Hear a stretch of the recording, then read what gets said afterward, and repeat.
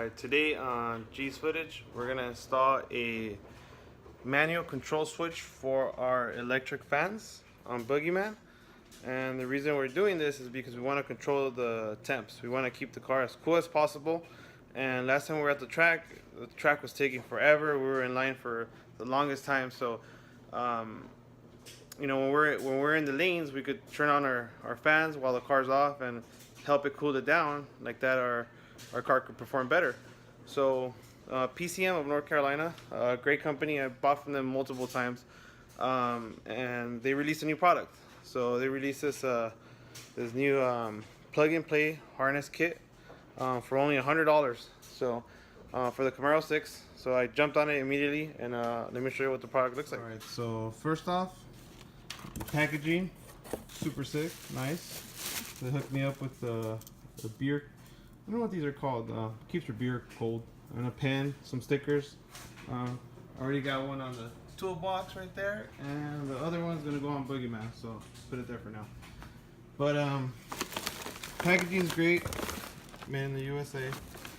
This thing is actually pretty neat. I was actually surprised of how well this thing is built. And let me open this. I mean, for $100, this thing is nice.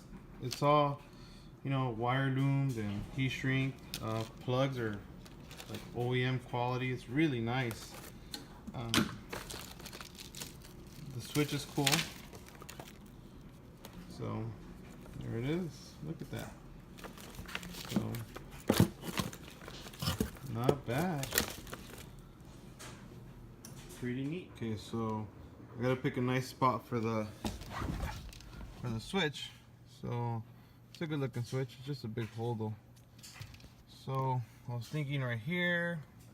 It doesn't fit right here. That would have been cool.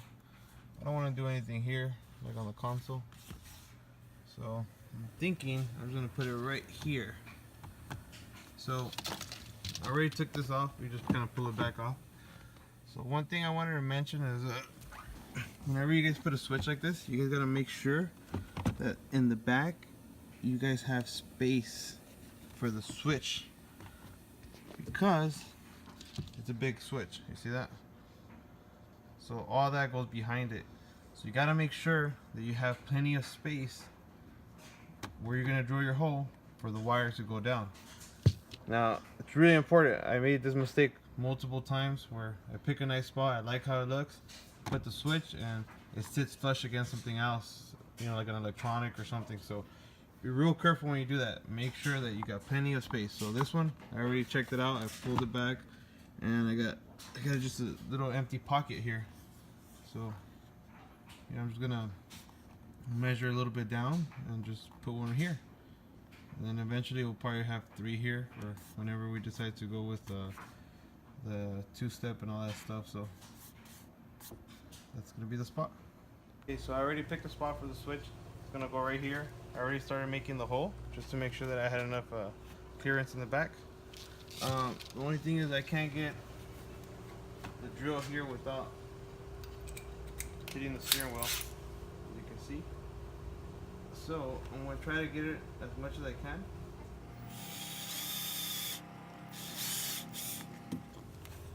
Of course, I'm checking there's nothing behind there, and I'm gonna do it by hand,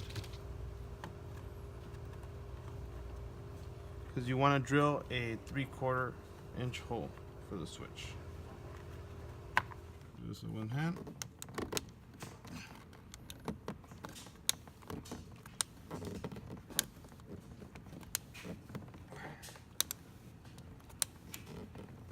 All right, there you go. There you have it. Flush, super tight. It's perfect. It's on there. So you pop this thing back in there. That's how it's gonna look. So when we're at the track, turn on the fans for a little bit. There it is. Let the computer do its thing, or just turn them on super high, like that. Pretty cool. I like it.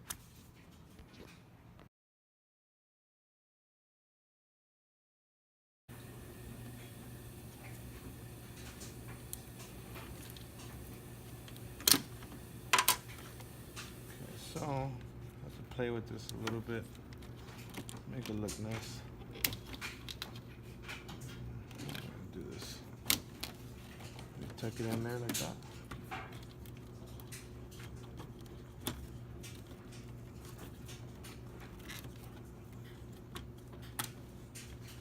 Okay, so what I did was I just moved the harness a little bit this way, kind of bent the factory wire a little bit. I'll probably just put a zip tie. Or actually, there's actually a little hole there. I'm gonna probably just put the factory clip on that. Yeah, it worked. Look at, see that? Hold it in place right there, real nice. Bam. All right. Then this one, I'll probably just go this way with it, so it's out of the way. Probably do a zip tie here, a zip tie here, and I'll go that way. So you get your harness, you bypass your fans, then you run your wire, hook up this little I don't know, little relays or whatever they are. I guess control the speeds, and then you hook up your switch harness. That's why that's this plug here. And as you can see, you have a lot of wire, so you can play with this and, you know, route it whichever way you like. I'm just gonna go simple, just along here. I got lucky, and on the computer there was an empty hole right there, so I just used the factory clip that I took out of here and just plugged it in right there, and it worked pretty cool. So I'm gonna go through here. Now, of course, I'm going to maybe I could go through a little hole, come out through the back, you know, make it look nice. But for the most part, this is where I'm gonna run it. I'm gonna zip tie this here. So, and then like I said, this wire, I'm gonna run it through the sound tube. Let me grab that. So this is the sound tube right here. I'm not using mine, as you can see, it's blocked off, so it wouldn't even matter anyways. But that's the hole in there. It goes straight inside. I'm already running my wideband through there. So what I did was, since I don't want to leave it open like that, because then you get here, let me get a flashlight. Like I said, I don't want to leave it open because you're gonna get all kind of engine noises and roll noises all the way into the cabin. So I'm gonna put this thing back on. So what I did was I cut a hole on the bottom of it, just so I could slip my wire in there and put it in, and it's gonna be, you know, the loom and everything's gonna be tight on there. That's gonna help with the noise. So yeah, that's what I did. And I just plug it back in, and I made a bootleg cap over here, but it works. So figured save me some money, because they sell a block off kit, but I just got, I don't know what that is. I don't know. It's like a piece of plastic that I found in the garage. But yeah, that's the cap.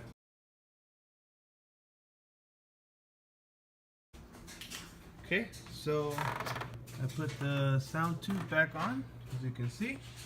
And right below it, you can see that little hole I made, that little notch. One of the wire looms is for the electric fan controller, and the other one's for my wideband.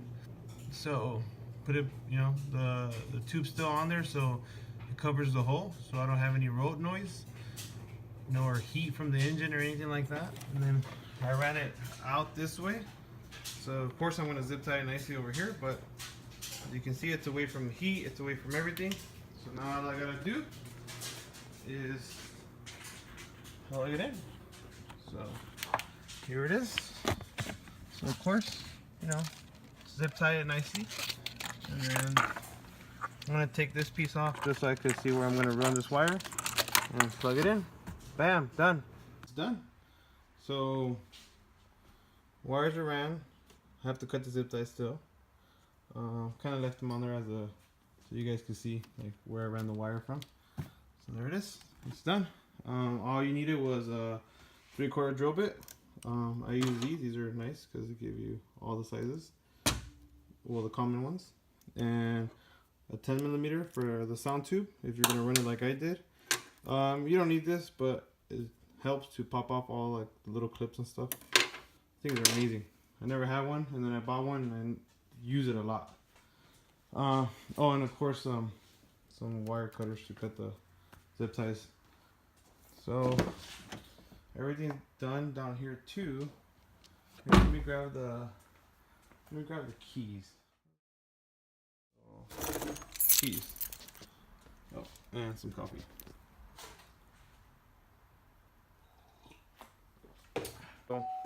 So let's give it a shot. So car's off. I haven't turned the car on. So let's hit the fans. And let's give it a second. Let's walk outside and see where we're at.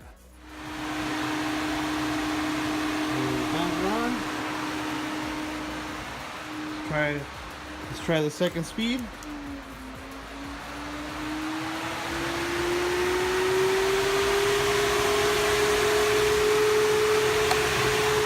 Alright. Sweet. Now we can put it back at neutral, 0. So we're gonna when we daily it or when we drive it, whatever. We'll let the computer do its own thing. But we're at the track, we could, keep the fans on, or if we're road racing, or we're waiting, to go up next, keep those fans, on full blast to make sure that the car's cold and performs at its best. All right, guys, mission complete. We're done. Great product. If I had to review it and say what were my thoughts of it, I would have to say it's nice. It's well built, great quality. It has loom. All of it's loomed. Everything has heat shrink on it. The plugs are OEM grade. They look good. They're real nice and tight with O-rings and gaskets and all that good stuff. So built nice, great quality. It's built really nice. Ease of installation, cake.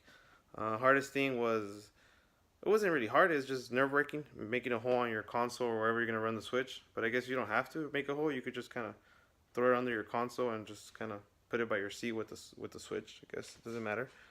So that's probably like the most sketchy part, because you could damage your console or whatever. But yeah, I mean, it's easy to install, great quality, price right. I mean, it's a pretty good deal for what you get. So yeah, let's take it to the track and put it to the test. So we'll try to think of more budget mods to do.